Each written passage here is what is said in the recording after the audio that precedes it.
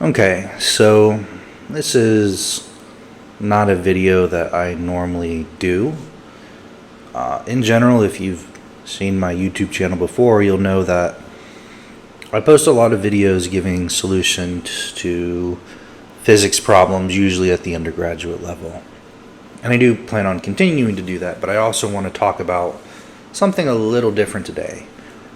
And it's something that I've thought about talking about for a while because it's something that I do believe in, but I haven't actually talked about it before because it's just not something I do, and it's a little uncomfortable for me, to be honest, to even talk about this.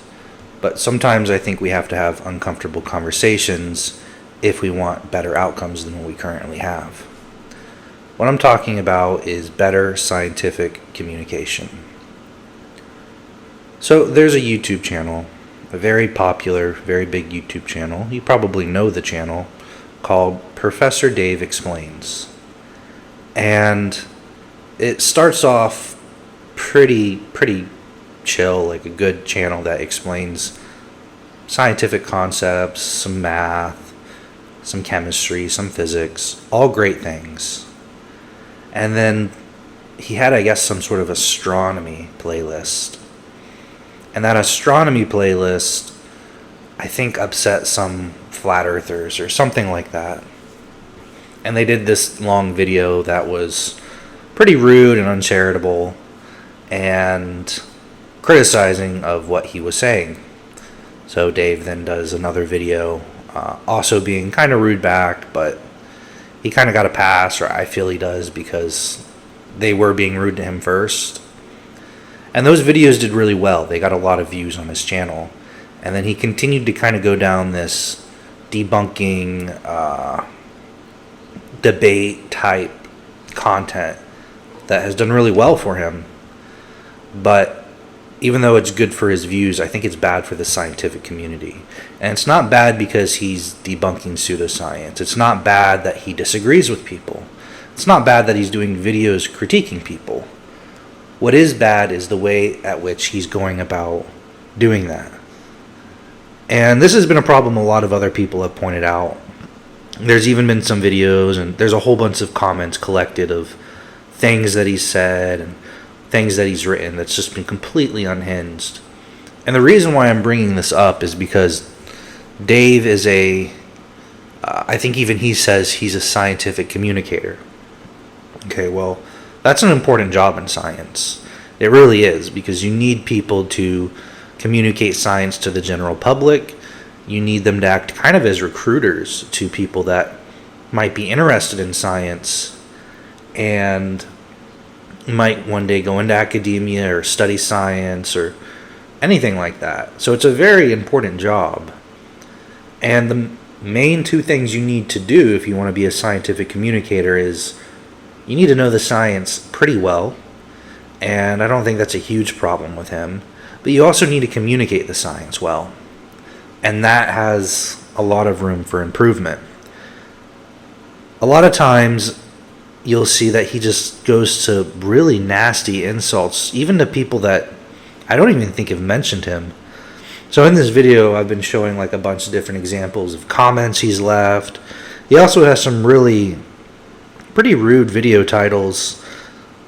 Billy Carson is even dumber than Terrence Howard. Warren Smith is dumb. Eric Dubai sucks at life. Terrence Howard and Bill Maher have an idiot contest. I mean, look at this guy. This is a very friendly looking old man making fun of John Lennox with, I don't know who that is, but I guess it's another YouTuber. I don't think these people have really even mentioned him before.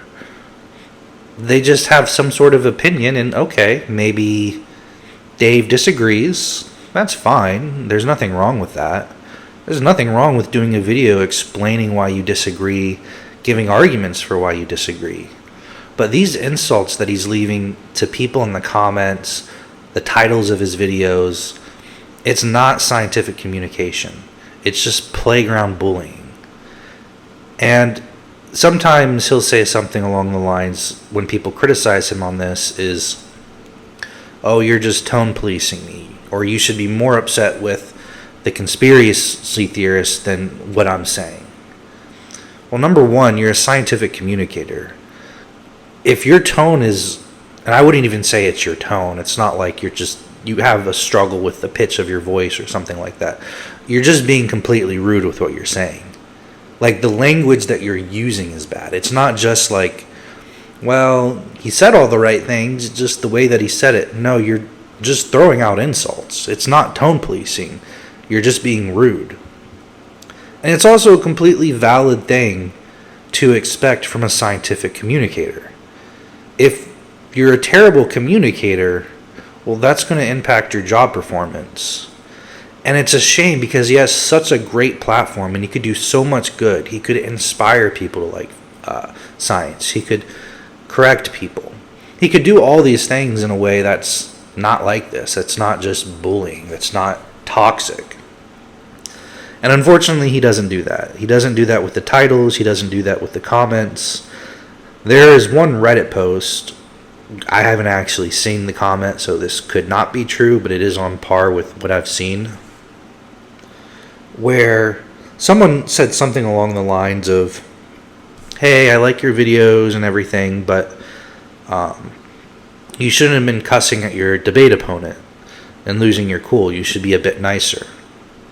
And he just replied with, go tone police somewhere else, and then insert his favorite insult here. And then, I guess, blocked him from being able to comment on his channel anymore. So, that, in my opinion, is just completely unnecessary, and it's bad for science. I think he does care about science, but I honestly don't think when he's responding this way, he's doing so with science in his mind. I really feel like it gets to the point where science is kind of the secondary issue, and it's just an ego thing, where he doesn't like the idea that someone else maybe has a different opinion or a different perspective, and he takes this as a sort of personal insult instead of maybe just a different opinion, maybe just constructive feedback. He takes it as if it was this aggressive attack on his identity, when a lot of times that's not the case. It usually turns into that case, but partly because of the way that he responds to criticism. And I just feel like it's really bad for the scientific community, and I've seen it happen for a while. I've seen it happen. This has been happening, I think, for years at this point. And I just feel like I want to say something. I know other people have said things. There's a whole bunch of videos with these long compilations of just awful things he said to people. I'm just showing you a very small snippet of it, really just touching the surface here of the things that he's said to people. Now, I don't want this to be like a takedown or an attack, because I think he can still do a lot of good for the scientific community. What I would personally recommend, I don't know if he's going to watch this, he might not. What I would personally recommend to him is to maybe take a little bit of a break away from topics you're that passionate about for a little bit, while you maybe work on anger and ego. Be careful attaching your identity to how smart you are. By the way, this doesn't just apply to Dave. This is something I see a lot in STEM, where there's people that they were always probably intelligent and smart. Maybe they were even really good in high school. Like they were maybe the smartest kid in every class, and maybe they were told that a lot. And it kind of becomes their identity. Like their identity is that they're intelligent, they're a smart one. And they probably are really smart, but I don't think that's a good place to tie your self-worth into. I don't think it's healthy. Even if you are smart, there's always people smarter. And even if you were stupid, I mean, that sounds kind of mean, but let's say you just didn't know anything. You were at a very low level. You still, I would say, have value as a human being, just intrinsically. It's not tied to how intelligent you are. It's great that you are or you're doing well, but that's not what makes you valuable. It's not what gives you purpose. And I think for Dave, maybe there's something similar going on there. And when that identity of his, at least he perceives as being attacked, then it's not just an attack on his idea, it's an attack on his identity.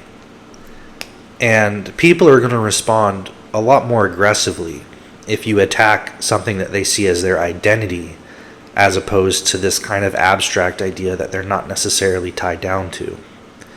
That's why if your identity isn't, well, I like vanilla over chocolate, or I like this over that, you're not really going to get upset if someone disagrees.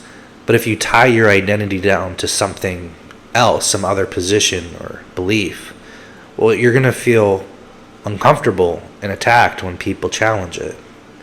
So I don't think that's a good thing for people to do in general. And I'm not saying for sure that's what he's doing, but I have seen this sort of ego problem with people in STEM before, and I just don't think it's healthy for them. I don't think it's healthy for the people that have to experience it.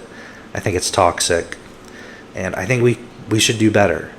And if you want to be a scientific communicator, you're kind of accepting the responsibility of everything that comes along with that.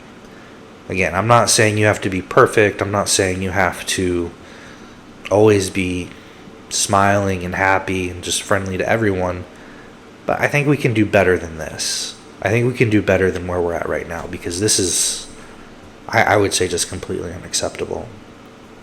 So again, I don't dislike him personally. I don't think he's a bad person. I just don't think he's handling this criticism right. I don't think he's doing a good job communicating the science. And I hope he works through whatever it is that is resulting in these sort of comments and things that he says. And I hope he can maybe improve and make science more welcoming to people, including people that believe things that are not true. You know, maybe a flat earther, maybe some other pseudoscience, right? I don't want to exclude those people from science. I don't want to put them in their own echo chamber. I want them in science, even if we disagree, and we can say we disagree, and we can debate, and we can be honest about what we believe. We don't have to exclude them from science, and that's what this sort of insult is. These insults are doing. It's gatekeeping. It's toxic. It's just bad for science. Okay, so that was my random weekly rant about a particular topic that I wanted to discuss. I'm curious to hear what you guys think about this, because, I mean, even going beyond Dave, I think ego in science is a problem. I'm curious if you guys have experienced anything like this.